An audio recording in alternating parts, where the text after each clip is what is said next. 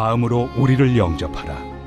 우리는 아무에게도 불의를 행하지 않고 아무에게도 해롭게 하지 않고 아무에게서도 속여 빼앗은 일이 없노라. 내가 이 말을 하는 것은 너희를 정죄하려고 하는 것이 아니라 내가 이전에 말하였거니와 너희가 우리 마음에 있어 함께 죽고 함께 살게 하고자 함이라. 나는 너희를 향하여 담대한 것도 많고 너희를 위하여 자랑하는 것도 많으니 내가 우리의 모든 환난 가운데서도 위로가 가득하고 기쁨이 넘치는도다. 우리가 마게도냐에 이르렀을 때에도 우리 육체가 편하지 못하였고 사방으로 환난을 당하여 밖으로는 다툼이요 안으로는 두려움이었노라. 그러나 낙심한 자들을 위로하시는 하나님이 디도가 옴으로 우리를 위로하셨으니 그가 온 것뿐 아니요 오직 그가 너희에게서 받은 그 위로로 위로하고 너희의 사모함과 애통함과 나를 위하여 열심히 있는 것을 우리에게 보고함으로 나를 더욱 기쁘게 하였느니라. 오늘은 우리를 위로하시는 하나님이라는 제목으로 하나님 말씀 증거하겠습니다. 고린도후서를 계속 묵상하면서 우리가 확인할 수 있는 한 가지 사실이 있습니다. 바로 사도 바울이 고린도 교회를 얼마나 사랑하는지 그 사랑이 매우 크다라는 사실입니다. 그런데 이러한 바울의 마음을 고린도 교회 성도들이 잘 몰라줄 때, 또 오해할 때 바울의 마음속에 얼마나 큰 좌절감과 배신감이 찾아왔을까요? 다 내려놓고 포기하고 이 편지를 쓰는 일들도, 또 고린도 교회 성도들을 설득하고 다시 그들의 마음을 돌이키는 일도 그만두고 싶었을지도 모르겠습니다. 하지만 바울은 끝까지 포기하지 않았습니다. 오늘 본문에도 고린도 교회를 향한 바울의 그 뜨거운 사랑이 나타나고 있습니다. 오늘 본문 2절 말씀을 보시면 마음으로 우리를 영접하라 라고 바울이 부탁하고 있죠. 큐티의 설명란에 나와 있는 것처럼 영접하라는 뜻은 공간적인 의미의 단어입니다. 마음의 공간, 마음의 여지를 좀 더 달라. 그래서 내 말을 듣고 이해해 달라는 바울의 부탁입니다.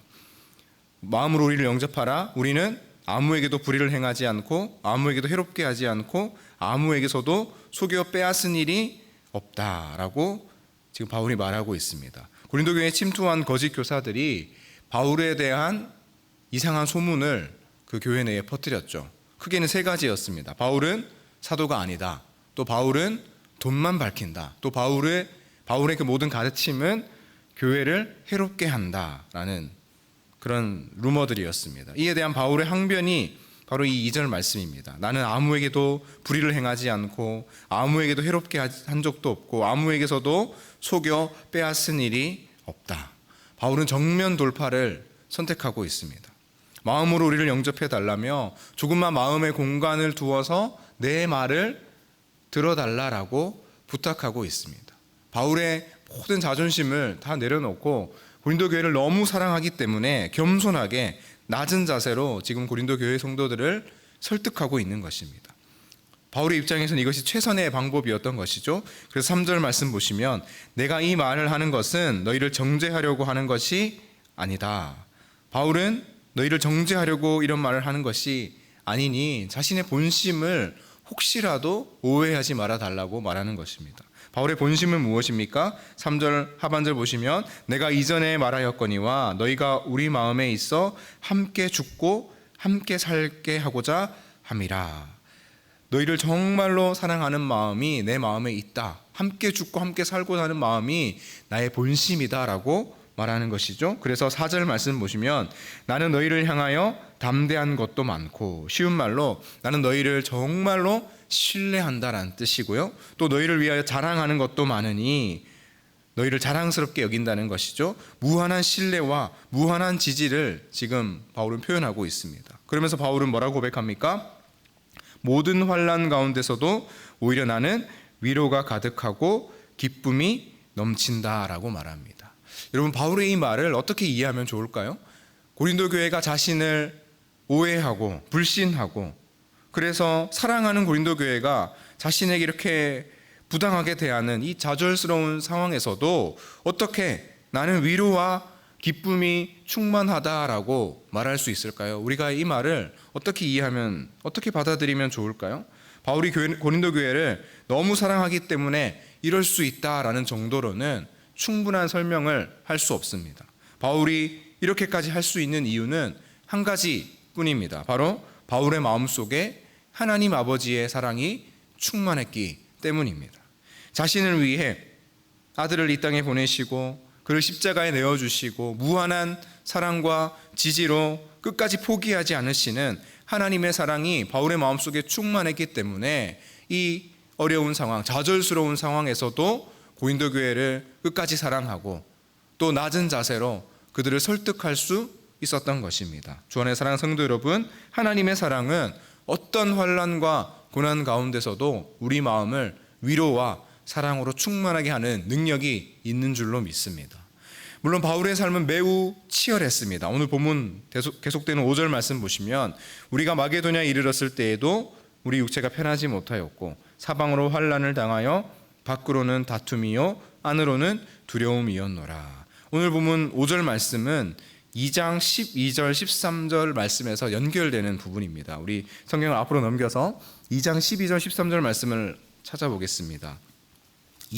고린도후서 2장 12절 13절 말씀을 보시면 같이 읽어보겠습니다. 12절 13절입니다. 시작. 내가 그리스도의 복음을 위하여 내가 내 형제 디도를 만나지 못하므로 내 심령이 편하지 못하여 그들을 작별하고 마게도냐로 갔노라. 바울이 드로아에 도착했을 때 2장 12절 말씀을 보면 주 안에서 문이 내게 열렸다. 그러니 복음의 문이 열렸고 복음을 전하기만 하면 되는 그런 아주 좋은 상황이었다라고 말합니다. 그런데 문제는 바울의 마음이 그럴 상황이 아니었다라고 바울이 고백하고 있죠. 왜 그렇습니까? 2장 13절을 보시면 내가 내 형제 디도를 만나지 못함으로, 바울이 고린도 교회를 향해 지금 쓰고 있는 이 고린도 후서 편지를 보내기 전에 먼저 고린도 교회에 보낸 편지가 바로 2장 4절에 나오는 눈물의 편지였었죠. 이 눈물의 편지의 배송 담당이 누구였냐? 바로 디도였습니다. 이 디도 편에 눈물의 편지를 고린도 교회에 보내놓고 바울은 노심초사 디도를 기다리고 있었던 것입니다. 디도가 가지고 올 고린도 교회의 좋은 소식, 예를 들면 고린도 교회가 이제 바울의 마음을 잘 알았습니다, 이제 회개하고 돌아왔습니다라는 그런 소식을 노심초사 기다리고 있었는데 디도가 좀처럼 돌아오지 않았던 것입니다. 그래서 그 기다려지는 마음에, 그 불안한 마음에, 또 근심스러운 마음 때문에 드로아에서 복음의 문이 열렸음에도 불구하고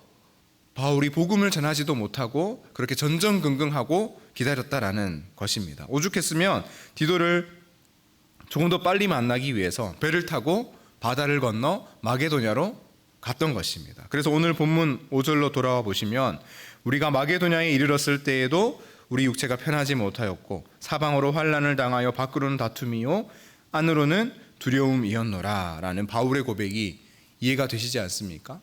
마게도냐로 와서 디도를 기다리는 그 전전긍긍하는 마음과 또 여전히 마게도냐에서도 계속되는 환난 때문에 바울의 마음속은 근심이 가득했습니다. 그런데 드디어 디도가 기쁜 소식을 가지고 돌아왔죠. 오늘 보면 6절 7절 말씀을 보시면 그러나 낙심한 자들을 위로하신 하나님이 디도가 옴으로 우리를 위로하셨으니 그가 온 것뿐 아니요 오직 그가 너희에게서 받은 그 위로로 위로하고 너희의 사모함과 애통함과 나를 위하여 열심히 있는 것을 우리에게 보고함으로 나를 더욱 기쁘게 하였느니라. 기다리고 기다리던 디도가 돌아와서 고린도 교회에 소식을 전해 주었습니다. 고린도 교회 성도들의 세 가지 소식이 있죠. 7절 말씀 보시면 첫 번째는 사모함. 고린도 교회 성도들도 바울을 사모하고 바울을 기다리고 바울을 보고 싶어하고 있다라는 소식이었습니다. 두 번째 애통함, 다른 말로 참회입니다. 고린도 교회 성도들이 그동안 바울을 오해하고 있었음을 지금 뉘우치고 있다, 애통해하고 있다라는 소식이었습니다. 세 번째로 나를 위하여 열심히 있는 것. 고린도 교회 성도들이 여전히 바울을 걱정하고 있고 바울의 사역을 지지하고 있고 바울을 응원하고 있다라는 이 세 가지 보고를 들은 바울이 큰 위로를 얻었습니다. 얼마나 기뻤는지 모른다라고 지금 7절 말씀에서 편지를 써내려가고 있습니다. 여러분, 그런데 오늘 본문을 보면 바울은 고린도 교회 소식을 듣기 전에도 위로가 가득하고 기쁨이 넘쳤습니다. 왜 그랬죠? 바로 하나님의 사랑이 바울의 마음속에 충만했기 때문에, 그리고 고린도 교회 소식을 들은 후에도 위로가 가득하고 기쁨이 충만했습니다. 그 이유가 무엇입니까? 사랑하는 동역자 고린도 교회 성도들의 사모함과 애통함과 자신을 향한 열심의 마음을 알고 누렸기 때문입니다.